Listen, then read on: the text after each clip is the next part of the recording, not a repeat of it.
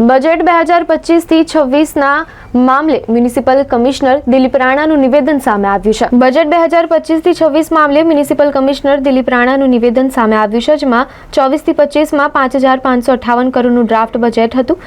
25થી 26માં 6213 કરોડનું બજેટ છે.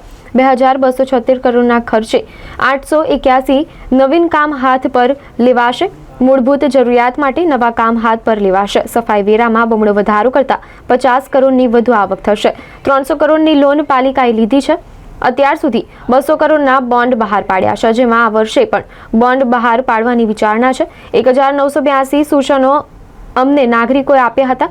નાગરિકોના સૂચનોને બજેટમાં પ્રાધાન્ય આપવાના છે. આ વર્ષે કરદર સાથેનું બજેટ રજૂ કરાયું છે. અત્યાર સુધી 8 જેટલા બ્રિજના આયોજનનું કામ પ્રગતિ હેઠળ છે, તેમ દિલીપ રાણાએ જણાવ્યું હતું.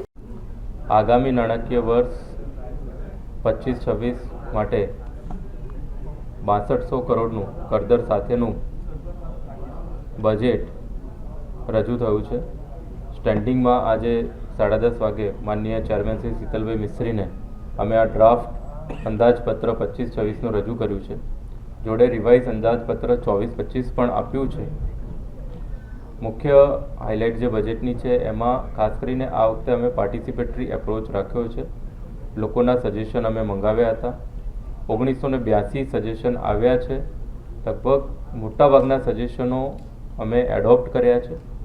એનું મેં આપને હમણાં રજૂ કર્યું હતું સ્લાઇડ રૂપે. એટલે એક પાર્ટિસિપેટરી બજેટના ભાગરૂપે આ રજૂ કર્યું છે.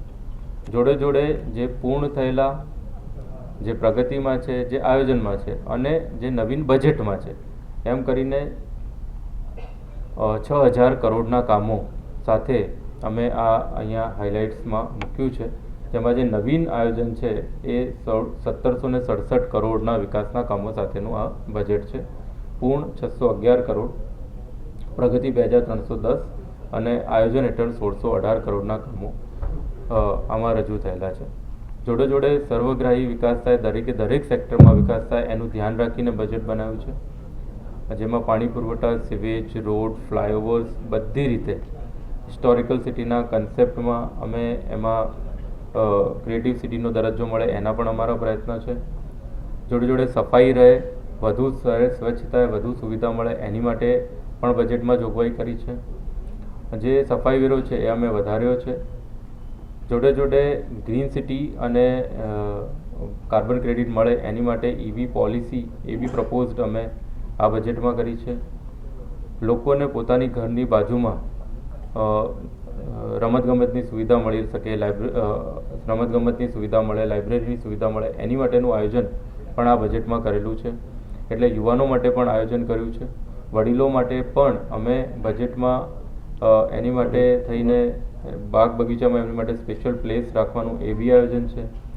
સાથોસાથ લેડીઝ માટે, ફિમેલ્સ માટે વર્કિંગ વુમેન હોસ્ટેલનું આયોજન પણ આ બજેટમાં અમે લઈને આવ્યા છીએ. મોબિલિટી વધે એની માટે બી આ બજેટમાં બ્રિજીસ અને વધારાના રોડો પ્રપોઝ કર્યા છે.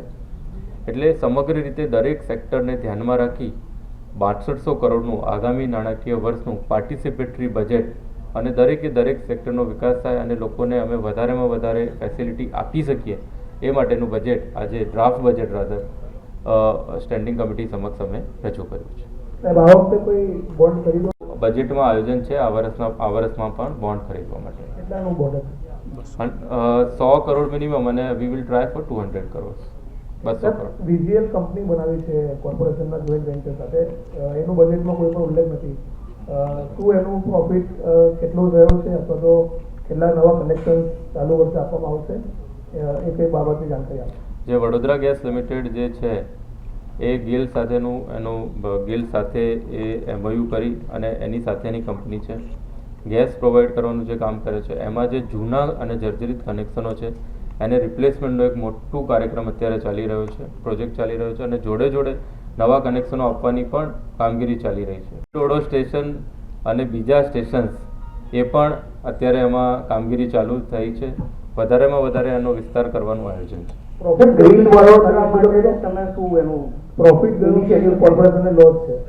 એમાં ગત વર્ષ કરતાં આ વર્ષે અમે પ્રોફિટ કર્યું છે અને કોર્પોરેશન અને ગેલ બંનેને ડિવિડન્ડ પણ પ્રાપ્ત થયું છે. સાહેબ, ક્રિએટિવ સિટીનો આપણે દરજ્જો લેવાની વાત કરી રહ્યા છે. વડોદરા શહેરને ટુરિઝમ માટેનો કોઈ ઉલ્લેખ બજેટમાં કરવામાં આવ્યો નથી. ક્રિએટિવ સિટીની વાત આપણે કરી રહ્યા છીએ. ક્રિએટિવ સિટી માટે અમે આમાં ઉલ્લેખ કર્યો છે. ધારો કે આ અત્યારે જ આપને ખ્યાલ હશે, બદામડી બાગ ખાતે 5.80 કરોડના ખર્ચે આર્ટ ગેલેરીનું નિર્માણ થયું. એક બીજી વસ્તુ, ભાઉ તાંબેકરવાળા પેઇન્ટિંગ મ્યુઝિયમ, એનું ટેન્ડર ઘણા વખતથી ચાલતું હતું, એટલે એ પણ અત્યારે ફાઇનલ થવાના તબક્કામાં છે.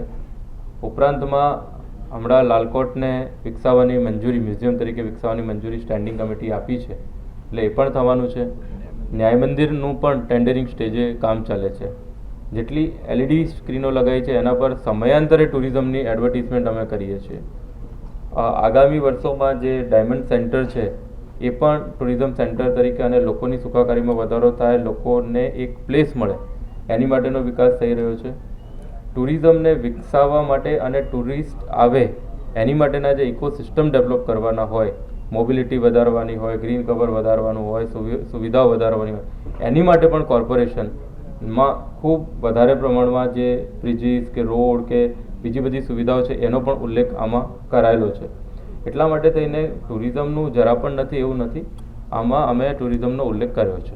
સર, ગ્રીન સિટી માટે તમે શું કોન્સેપ્ટ છે તમારો? હવે જેમ જેમ જગ્યાએ ઝાડો કપાતા જાય છે, અને તો એના માટે તમારું શું આમાં આ બજેટમાં કોઈ એનું કોઈ ઉલ્લેખ જ નથી કર્યો? ગ્રીન સિટી જે ડેવલપ કરવા માટેના ઘણા આયામો છે. એક તો કે આમાં ઉલ્લેખ છે જો કે પાર્ક્સ અને ગાર્ડન વધારે વિકસાવવાનો, અર્બન ફોરેસ્ટ વિકસાવવાનો, લગભગ 10થી વધારે અર્બન ફોરેસ્ટ આ વખતે અમે વિકસાવવાના છીએ. એની માટે અમારી લેન્ડ પણ આઈડેન્ટિફાય થઈ ગઈ છે. એક ઓક્સિજન પાર્ક વિકસાવવાના છીએ, મિયાવાકી ફોરેસ્ટ વિકસાવવાના છીએ. જોડે જોડે પોલ્યુશન ઓછું થાય એની માટે વ્હીકલ તરફ આગળ વધવા માટેની પ્રોત્સાહનની વાત બજેટમાં છે. PME બસની વાત બજેટમાં છે. ચાર્જિંગ સ્ટેશન્સની વાત ગત વર્ષના બજેટમાંથી આ વખતે અમે ઓલરેડી ઇમ્પ્લિમેન્ટ કરી ચૂક્યા છીએ એ વાતને.